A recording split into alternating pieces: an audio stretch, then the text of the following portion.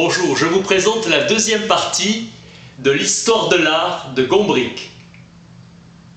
Vous pouvez écouter la première partie sur la première vidéo.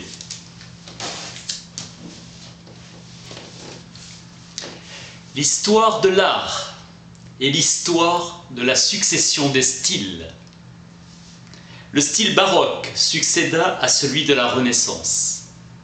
Les termes utilisés pour désigner les styles passés sont à l'origine péjoratifs. Gothique pour barbare, maniérisme pour imitation. Baroque signifie absurde ou grotesque. Les éléments de la construction antique n'auraient jamais dû être employés ou combinés autrement que les Grecs ou les Romains ne l'avaient fait. L'ordre des Jésuites, qui devait mettre des forces nouvelles au service de la lutte contre la Réforme, a bâti en 1575 une église baroque à Rome. La conception d'église ronde et symétrique avait été abandonnée, impropre aux nécessités du culte divin. Forme de croix avec coupole, ce plan simple répond aux besoins du culte. Combinaison du médiéval, nef profonde, et conception Renaissance, vaste espace clair laissant profusion de lumière. En peinture, sortant de l'impasse du maniérisme, au XVIIe siècle, l'accent est mis sur la lumière, la couleur, abandon de la stricte symétrie au profit d'agencements complexes. Les discussions artistiques sont à la mode, surtout par l'élite cultivée de Rome. Annibal Carracci, 1560-1609, Michel-Ange de Caravage, 1565-1610, l'as du maniérisme voulait s'affranchir de ses préciosités. L'un voudra reprendre le meilleur de chaque peintre du passé, l'autre voulait avant tout la vérité.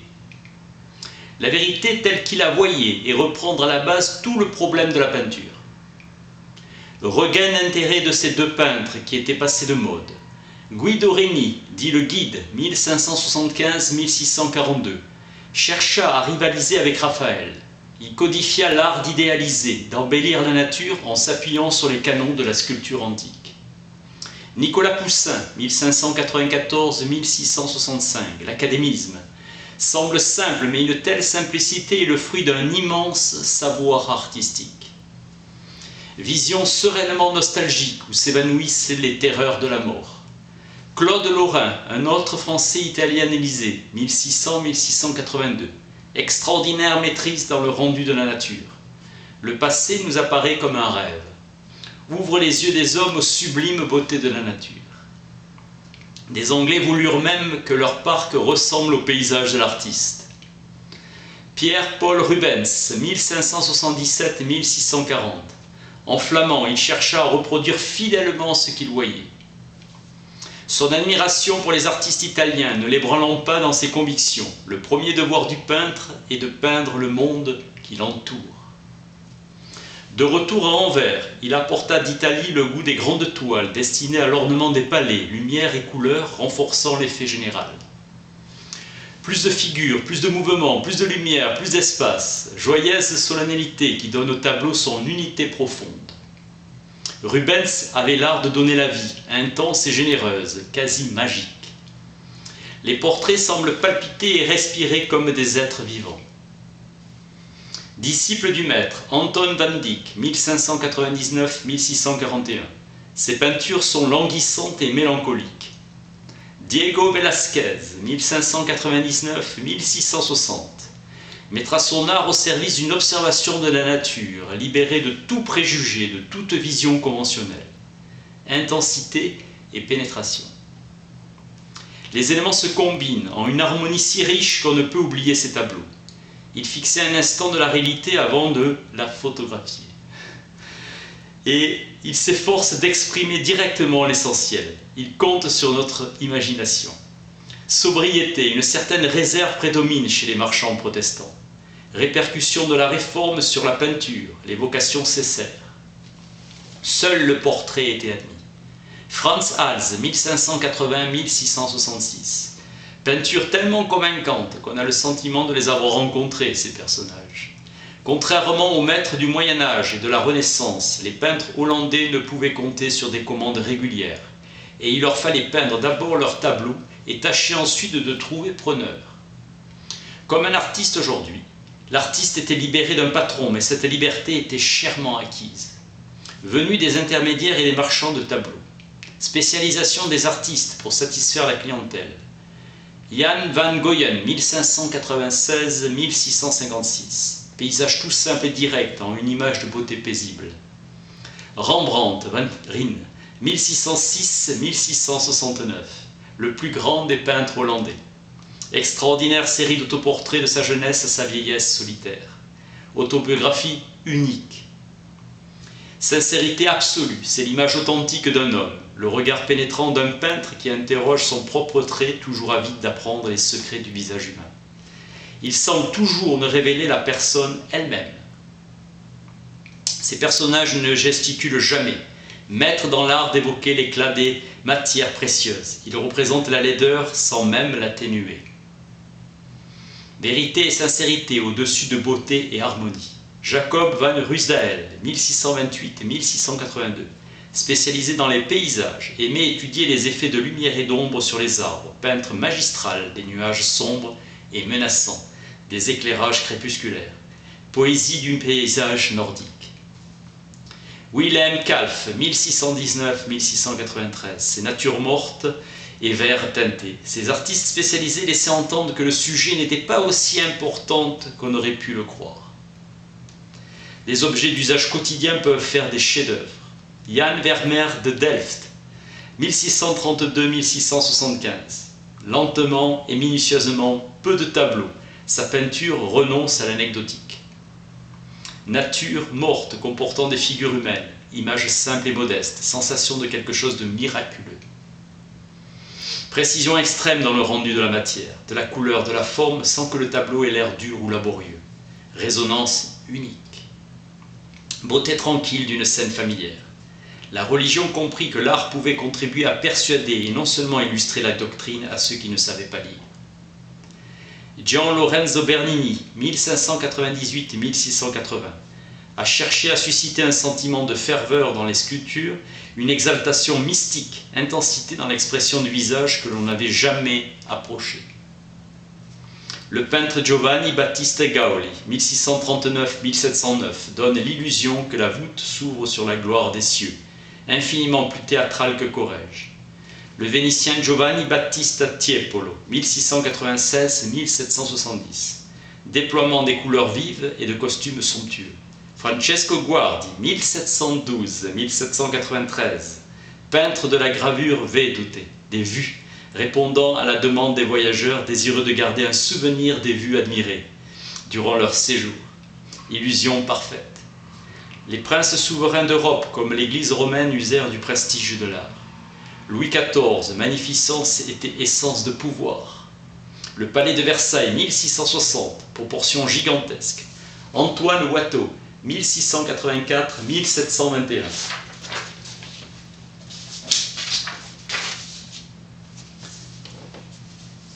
Excès d'artifice et de préciosité, nuances délicates, une méditation rêveuse. Vision du monde de gracieuse et galante courtoisie. Un simple sous-bois devient une sorte de paradis terrestre. Art d'exprimer la vie. En 1666, le grand incendie de Londres, Sir Christopher Wren, 1632-1723, eut la tâche de rebâtir les églises comme la cathédrale Saint-Paul. Le style baroque se caractérise par sa décoration, un rien capricieux et fantastique, une exubérance, pas de vision céleste, comme l'architecture catholique, mais plutôt à favoriser le recueillement. Les extravagances du style baroque étaient écartées. S'en tenir aux règles strictes du classique, hostilité puritaine et victoire du protestantisme ne favorisant pas l'art en Angleterre. William Hogarth, 1697-1764, s'insurgea contre l'idée que la peinture ne servait à rien et réalisa des œuvres d'art utiles en peignant des tableaux célébrant les vertus, le châtiment du péché, leçon de morale intelligible. Un sermon, le sort de l'ivrogne ou le danger du jeu. Artiste populaire, Sir Joshua Reynolds, 1723-1792, imita le meilleur de chacun de ses maîtres et exposa sa doctrine dite académique, s'efforçait de perfectionner ses tableaux par la noblesse des idées. Gainsborough, 1727-1788. Grâce et charme à de simples gestes qui nous enchantent par la tendresse. Autodidacte pour qui la nature et son contact est essentiel. Raffinement de touche. Le sculpteur français Jean-Antoine Houdon, 1741-1806, porte à l'individu dépouillé des pompeux attributs un intérêt nouveau. Son buste de Voltaire nous fait vraiment voir le champion de la raison. Les dessins de Jean-Honoré Fragonard, 1732-1806, maître dans le dessin de paysage, grâce et grandeur, qu'il savait découvrir dans un site. Pour l'histoire, la prise de Constantinople en 1453, par les Turcs, début de la Renaissance, où peintre et sculpter n'est plus un simple métier, mais devient une vocation. À la fin du XVIIIe siècle, on atteint le seuil des temps modernes. La révolution de 1789 mettra fin aux croyances et aux certitudes des derniers siècles. Napoléon, en continuateur des idées de la Révolution, naquit le style Empire. Le peintre américain fit sensation, John Singleton Copley, 1737-1815. Traité en peinture, un événement historique récent. Il se documenta avec soin et rendit un effet de maximum à la fidélité historique. La Révolution donnera le goût pour les sujets héroïques. Jacques-Louis David, 1748-1825. Penny Marat, assassiné dans son bain, modelé de ses muscles et de ses tendons donnant la noblesse et beauté au corps humain. Francisco Goya, 1746-1828. Brio de la touche pour une solennité classique, scintillement magique de la soie et de l'or. Il est impitoyable, leurs traits exprimant la vanité, toute leur laideur. Aucun n'a osé accabler ces modèles autant. Le poète mystique anglais William Blake, 1757-1827, figure irréelle qui semble née d'un rêve. Avec la naissance du romantisme à la fin du XVIIIe siècle, les artistes élevèrent les paysages à une dignité nouvelle. William Turner, 1775-1851, et John Constable, 1776-1837. Le monde de rêve baigné de lumière et resplendissant de beauté. La sérénité fait place au mouvement, registre romantiquement sublime de la nature. Chez Turner, la nature exprime les émotions de l'homme devant les puissances qui le dépassent. Constable se fiait qu'à son œil. Il allait à la campagne faire des esquisses d'après nature qui lui servaient à l'atelier. Poésie lyrique de Caspar David Friedrich, 1774-1840. La révolution industrielle va provoquer la fin de l'artisanat et le travail manuel cède la place à la machine. Expansion des villes. L'architecte répondait aux conditions d'utilisation pratique du bâtiment. Le rejet des traditions en peinture et en sculpture ouvre une liberté absolue de choix. L'artiste rejette toute commande inconciliable avec ses propres exigences intérieures. L'homme d'affaires qualifie l'artiste d'imposteur, et l'artiste épate ou choque le bourgeois et veut heurter sa suffisance. Au XIXe siècle, un gouffre se creusa entre les artistes reconnus qui alimentaient l'art officiel et ceux reconnus après leur mort, non conformistes. Le théâtre principal fut Paris, centre artistique, après que Florence et Rome le furent. À Montmartre se forgeait la nouvelle conception de l'art. Chef de file des conservateurs, Jean-Auguste Dominique Ingres, 1780-1867. Précision absolue dans l'étude du modèle vivant. Il méprisait l'improvisation et le désordre. Perfection glacée. Eugène Delacroix, 1798-1863. L'imagination était plus importante que le savoir. Prendre part à l'intensité de l'instant. Jean-Baptiste Camille Corot, 1796-1875. Rendre la réalité aussi fidèlement que possible. Il se concentrait moins sur les détails que sur la forme générale et le ton de ses motifs évoque la chaleur et le calme d'une journée d'été. Il aspirait à une clarté et à un équilibre avec une lumière radieuse. Différentes intensités du brun, contraste entre l'ombre et la lumière du jour. Vers 1848, un groupe d'artistes se réunit à Barbizon, dans la forêt de Fontainebleau. Jean-François Millet, 1814-1875, voulut peindre la vie paysanne telle qu'elle est, ni belle, ni gracieuse, dignité des paysans plus qu'authentique. Gustave Courbet, 1819-1877, son réalisme allait marquer un tournant dans l'évolution artistique. Pas d'élégance, mais la vérité. Protestation contre les préjugés de son temps, heurter la suffisance bourgeoise. Dante Gabriele Rossetti, 1828 et 1882, effort vers la simplicité et la sincérité. Édouard Manet, 1832-1883, démasquer les conventions. Le soleil provoque des oppositions violentes, les parties éclairées sont plus lumineuses. Pas jugé d'après ce que nous savons, mais d'après ce que nous voyons. Avec Manet, plus de traditionnelles ombres dégradées, mais des contrastes plus rudes. Tollé des artistes académiques, querelle entre artistes et critiques. Le jury refusa de présenter ses œuvres au salon officiel. La réalité, c'est qu'en plein jour, les reliefs s'effacent et peindre un visage, un nez, son plat, ignorance pour un public non initié que Manet recherchait les faits. Il fit aussi des formes immergentes de la confusion, Manet refusant de dessiner ce qu'il sait, mais ce qu'il voit. Devant une scène véritable, nous ne saisissons pas tous les détails. Enregistrer la rapidité de l'instant. Claude Monet, 1840-1926, quittait les ateliers pour peindre les motifs. Il a aménagé un bateau pour un atelier fluvial. La nature, le motif change sans cesse. Le peintre saisit un aspect fugitif, moins soucieux du détail que l'effet d'ensemble. Ce manque de fini exaspérait les critiques. Difficulté d'exposer. L'exposition dans l'atelier d'un photographe du tableau de Monet. Impression soleil levant. Critique jugeant si ridicule qu'il nomma tout le groupe les impressionnistes. Pour le juge, ces peintres n'avaient pas de connaissances solides pour faire des peintures furtives. Aux yeux de la critique, ils étaient que des insolents, et c'était un défi. Pierre-Auguste Renoir, 1841-1919, s'amuse du comportement des personnages en évoquant un papillotement des couleurs vives, tableau semblant esquissé et inachevé. Camille Pissarro, 1830-1903, l'idée abstraite de la foule où les gens ne se reconnaissent pas.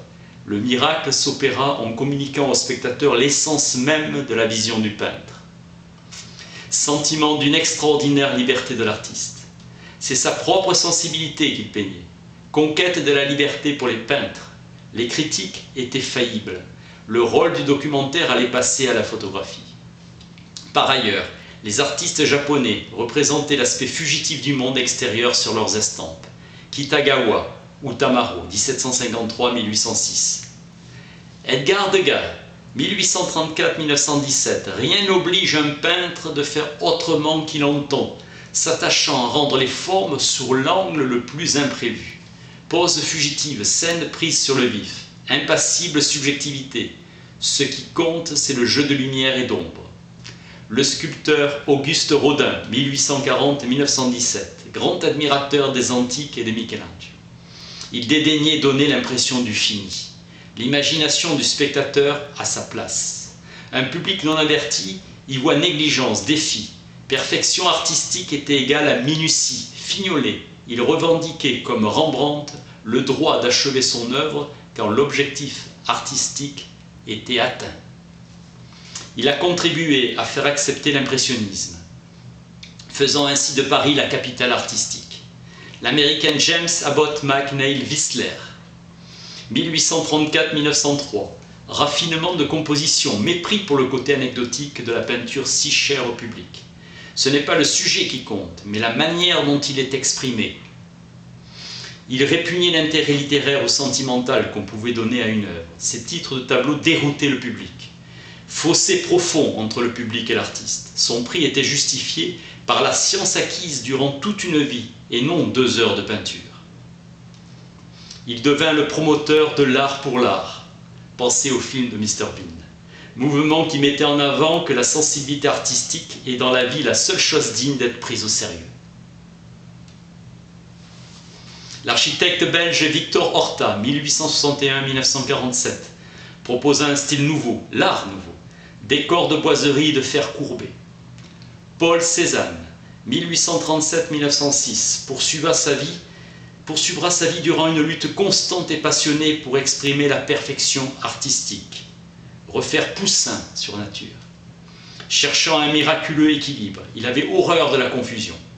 Le paysage baigne dans la lumière en restant solide et construit, faisant ressortir le relief. Cézanne est le père de l'art moderne. Georges Seurat, 1859-1891, décida de construire les tableaux comme des mosaïques de petites touches régulières de couleurs pures. Le pointillisme, sa technique, simplifiait les formes. Vincent van Gogh, 1853-1891, fortement impressionné par l'art de Millet, il travailla dans une énergie fiévreuse. Il aspirait à un art simple qui peut donner joie et consolation aux hommes. Intensité nouvelle en exprimant ses émotions. Il peignait comme d'autres écrivent. Extraordinaire audace de la touche.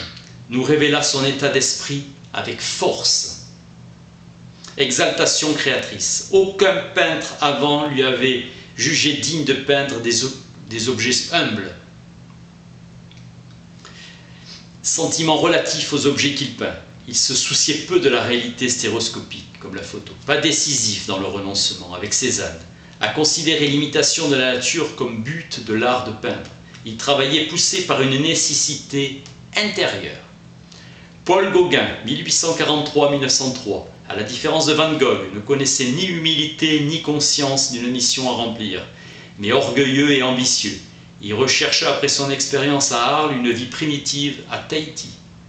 Sa crainte que l'art tombant dans la facilité perde la force et l'intensité du sentiment de son expression directe. Sa couleur et son dessin se voulaient barbares. Pierre Bonnard, 1867-1947. Sensibilité exceptionnelle suggérant des frissons de lumière.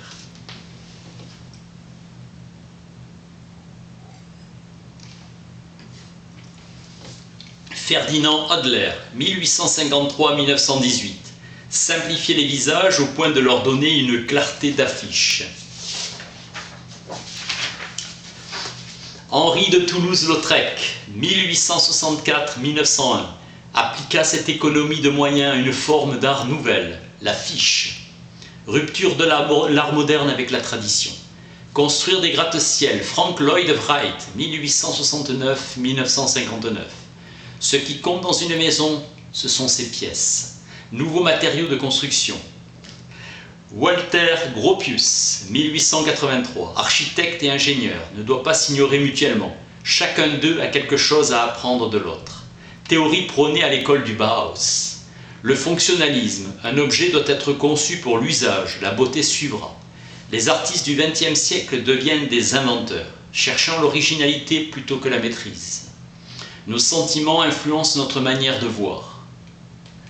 L'expressionnisme de Van Gogh, suivi par Edvard Munch, 1863-1944, exprimant la transformation de nos sensations sous l'influence d'une émotion soudaine. Le paysage lui-même prend part à l'émotion. Le public est dérouté. L'artiste s'écarte de la beauté. L'art moderne fut interdit durant le nazisme. L'Autrichien Oskar Kokoschka, 1886-1980, heurta le public en refusant de se contenter du joli côté des choses. Vassili Kandinsky, 1866-1944, peint sans sujet identifiable. L'art en pure intériorité. Premiers exemples d'art abstrait ou non figuratif. Le cubisme ne voulut pas supprimer la représentation mais plutôt la transformer. La pratique séculaire du modèle était sacrifiée. Henri Matisse, 1869-1954. On nomma les fauves en raison de l'aversion pour les formes de la nature et la prédilection pour les couleurs violentes. Amour de Matisse pour une simplification quasi décorative. Pablo Picasso, 1881-1973, ne se contenta pas de son expressionnisme et chercha à simplifier en ramenant les formes de la nature à des motifs plats. Cézanne l'avait engagé à voir la nature en termes quasi géométriques. Le vrai but est de construire et non de copier quelque chose. Il se moquait de ceux qui voulaient comprendre son art. Paul Klee, 1879-1940, influencé par le cubisme, possibilité nouvelle de jouer avec les formes. Il aimait la vérité des images ainsi produites. Piet Mondrian, 1872-1944, ligne droite et couleur pure, et voulait refléter les lois de l'univers. Ensorcellement de l'artiste par certaines formes et tons. Le sculpteur Alexander Calder, 1898-1976, rêvait d'un art qui reflète les lois mathématiques de l'univers. Cela inspira ses mobiles. Henri Roussy, dit le douanier, 1844-1910, couleur simple, contour précis, chaque feuille, chaque arbre, peinture directe, recherche du naïf et du naturel. Marc Chagall, Giorgio de Chérico, René Magritte, l'inattendu et l'énigmatique, rupture dans les habitudes mentales, image onirique, inexplicable. Pas copier la réalité, mais créer une nouvelle réalité comme nous faisons dans nos rêves. Surréaliste, créer quelque chose de plus vrai que la réalité elle-même. Alberto Giacometti et Salvatore Dali, confusion magique qui caractérise la conscience du rêve. Folie apparente, emprise de la matière, personnage vu de loin. Le grand public est resté sur l'image qu'un artiste fait de l'art, comme un cordonnier fait des chaussures. Mais l'ardeur créatrice est autre.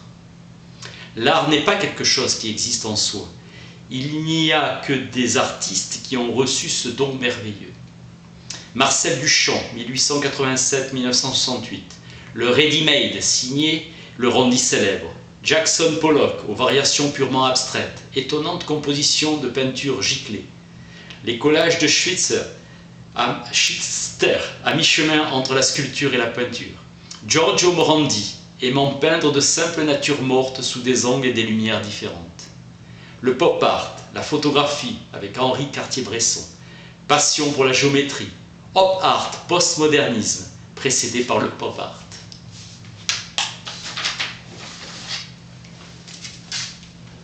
Gombrich, histoire de l'art. Fin de la deuxième partie. Merci.